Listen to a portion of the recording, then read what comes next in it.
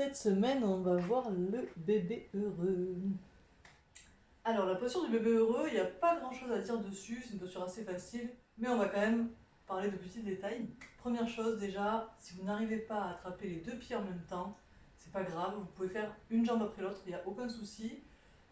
Des fois, on n'arrive pas, on n'a pas assez d'ouverture de hanche, on n'a pas assez de souplesse.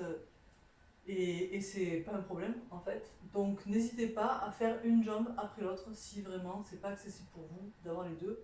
Deuxième détail important, c'est qu'il faut vraiment penser quand même à avoir les coudes à l'intérieur des genoux.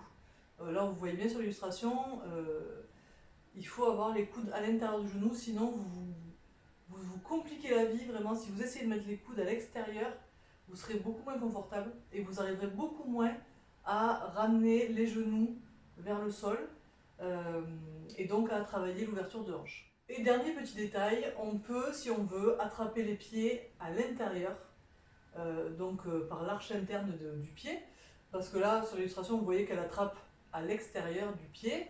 Personnellement, c'est ce que je préfère, c'est ce qu'on conseille, mais si vous êtes beaucoup plus confortable en attrapant les pieds à l'intérieur, franchement, j'y vois pas d'inconvénient. Voilà.